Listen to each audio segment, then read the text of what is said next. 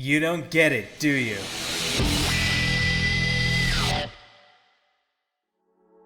Fame is something desired by many people. To be famous and have hundreds upon thousands of people know who you are and think highly of you is something many seek. And with the internet having the ability to turn ordinary people into celebrities, countless people have taken the opportunity to try and make internet content, with at least the smallest wonder if it would lead to changing their lives. ValkyrieAurora, also known by her name Sophie, was a YouTuber who made her channel on a whim in 2019 and saw incredible success from its inception. Her videos discussing games like Nier and Drakengard have become very popular, and she was on her way to becoming very successful on the platform. But that didn't last for long, as she soon abandoned her channel and all her fans along with it. This is the story of ValkyrieAurora, the YouTuber who was on track to becoming a huge, successful gaming channel, but instead, she threw it all away.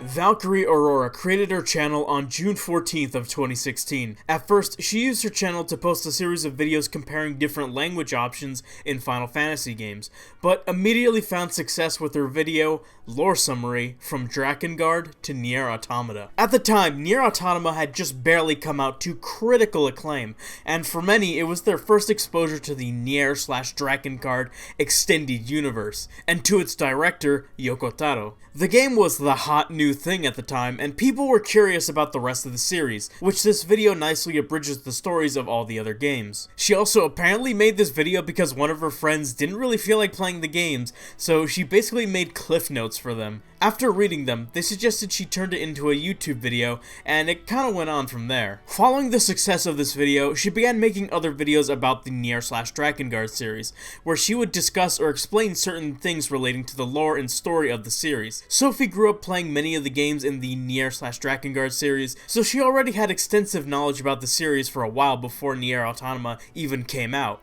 so she was able to create content that appealed to Yoko Taro fans, whether they be longtime fans or newbies. Her videos about this particular game series is what most people know her for today, and it served as the perfect jumping off point for her channel. Soon after her start on YouTube, she began collaborating and generally becoming buddy-buddy with other larger YouTubers, with the most noteworthy being her association with Mr. Clemps and Super Butterbuns. They also focus on some more niche and obscure kind of games that don't get tons of coverage, so they were naturally in proximity with one another. As time passed, Sophie diversified her content on YouTube to expand to other video game series she likes and any new releases that she wanted to discuss. She also began streaming on the side on Twitch in between uploads. She would then use these streams to create highlight reels for her channel for a series entitled Valkyrie Ventures. Having a side form of content to complement the creation of bigger projects is a pretty good system to make sure that your content is consistent while creating bigger, higher effort,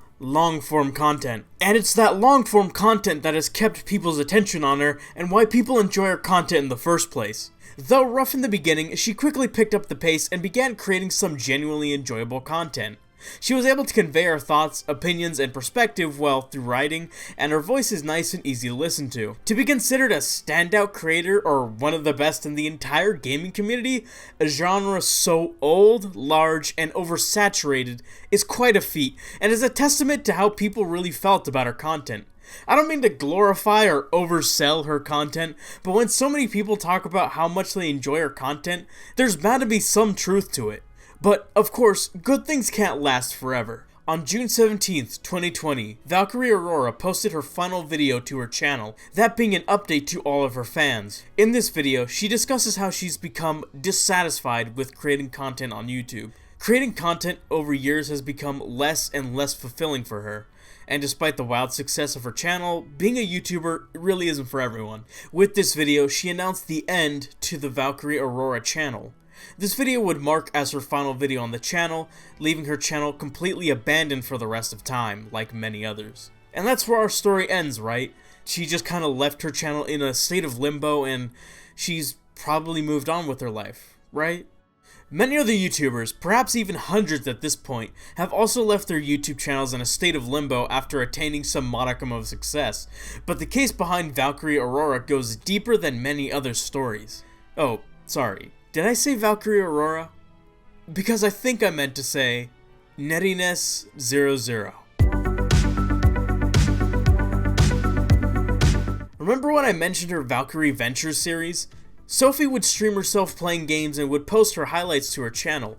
It's a nice means of interacting with your audience and having some side content to complement her main scripted videos. Her Twitch link at the time was twitch.tv/pixelvalkyrie, and if we look in the description of her final video at the time it was posted, she states that she will remain active on Twitch, but the perceptive few may notice that the link isn't the same. I wonder why that could be. Soon after, however, her fans figured out why. Because, as it turns out, she rebranded her online persona from ValkyrieAurora to Nerines00. Not only that, but soon after, she made her debut on Twitch as a VTuber. Yep, we're talking about this again! But, I mean, was she at least able to transfer what made people like her on YouTube to Twitch? Again, she streamed before even becoming a VTuber, and it appears that at least a sizable chunk of her fanbase gravitated towards her streaming content in Valkyrie Ventures series. So, how are her streams? 무슨 차? 아우.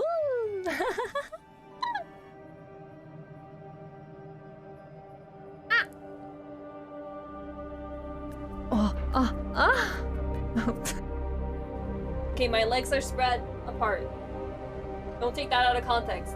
I know it's real.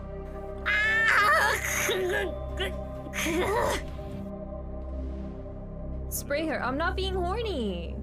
I'm not being horny even. I'm just appreciating him. I know it's real. I put the boba on the booba.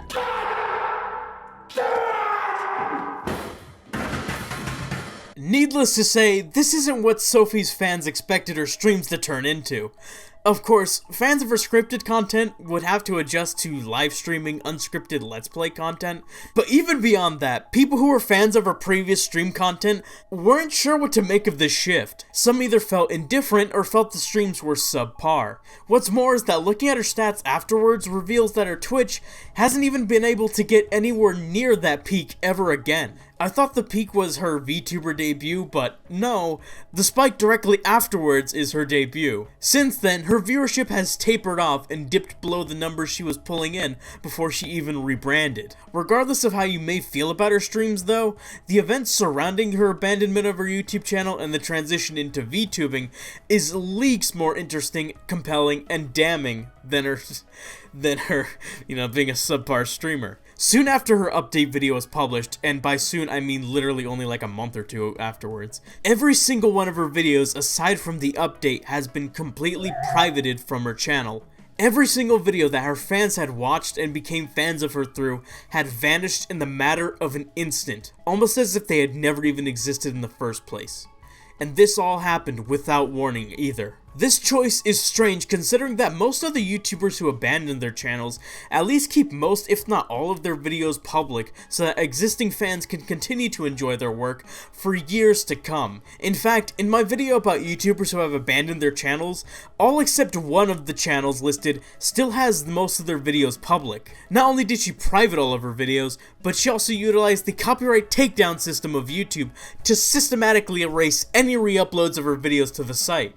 In fact, to this day, she still may be utilizing the system on YouTube, but we'll leave that for later. Effectively throwing 3 years of content in the trash is already bound to not sit well with people these days, especially with the crowd who have an interest in lost media such as myself. But making things worse is the fact that Sophie ran a Patreon when she was active on YouTube. Now, people who monetarily pledged their support to her, especially the ones who did so over the course of months, could no longer see the videos they paid money to support the creation of, and that's not without asking nicely. A popular theory among people who know of Sophie is that she jumped ship from YouTube to become a VTuber, and that she initially wanted to join Hololive to become one of the first generation idols of their English branch. This theory does have some credence, as Cover Corp held the auditions for Hololive EN in May of 2020, with the selected idols debuting that September. With the possibility of Sophie becoming not only a professional streamer, but a streamer under one of the biggest companies in the business, it's a no-brainer that she would take the opportunity. What doesn't make sense about that is that erasing her entire channel's videos was not a requirement by Cover, as YouTube channels and other social media owned by Hololive EN members still stand today with most of their content publicly available. It's believed that Sophie then went ahead in deleting her channel's contents either out of sheer ignorance or sheer contempt. Some have also stated that they saw the manager for Kiara following Sophie on Twitter, but I'm unable to verify this because how the hell am I supposed to verify that, you know? So take that and this theory with a minuscule grain of salt. Clearly though, she wasn't selected to be part of Hololive, so she was left to figure out where to go from there, which naturally led her to becoming an independent VTuber. She made her VTuber debut in October of 2020, meaning that when she would have received a rejection email sometime in maybe June or July or something like that, to her debut, that gives her 3 to 4 months to set up a new VTuber persona, which is a reasonable amount of time, especially since it seems like she knows the people who helped her out in making her debut. She would also later go on to write a twit longer where she would lament her lack of having other VTuber friends in the community, which lines up well with wanting to join a literal VTuber idol group. A little known fact about her is that Sophie tried out another VTuber model while she was still ValkyrieAurora. This stream was just a month before she quit YouTube, so it could be very much seen as a test drive or prototype of what Nerines00 would later become.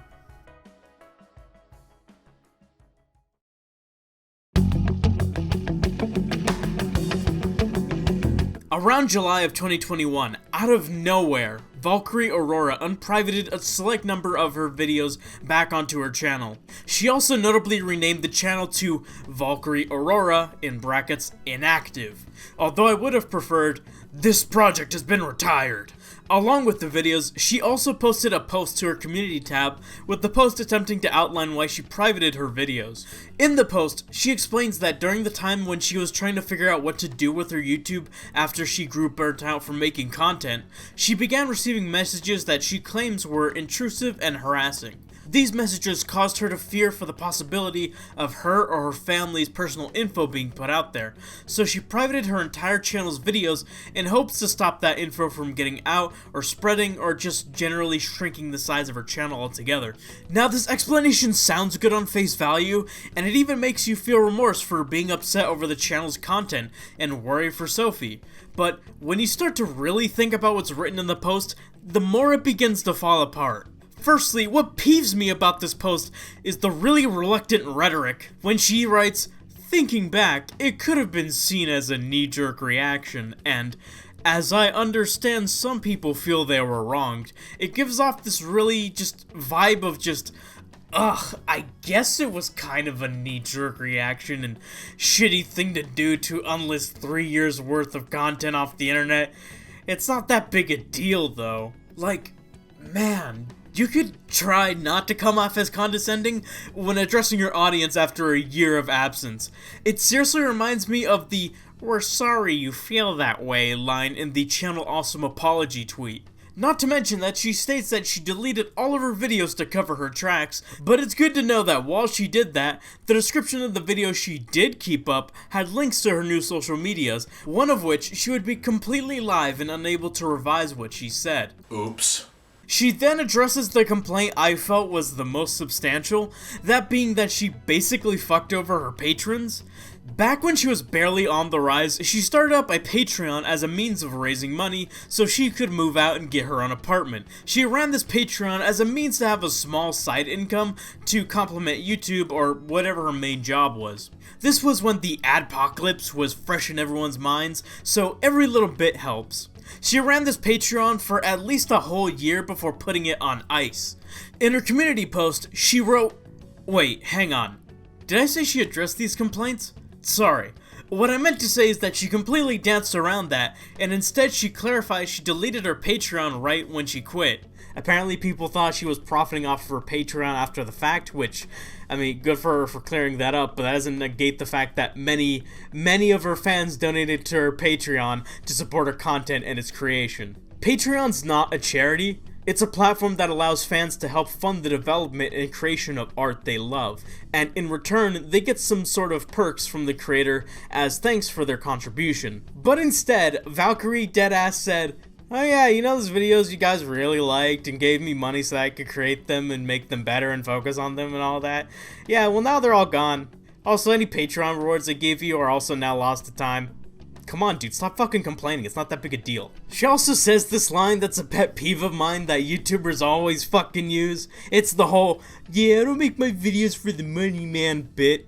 Yes, you do. Yes, you fucking do. Don't lie to me, Sophie. You literally had a fucking Patreon. You literally stated your intention for the Patreon was to move into a new apartment. Yeah, you are using the money to buy a fucking Lambo or something, but you are using the money for your own purposes. Do you really mean to tell me that you created videos completely without the consideration of how it might perform in terms of views, engagement, and ad revenue? Don't misunderstand me either. I don't think you made the videos just solely for the money, just solely for a cash grab.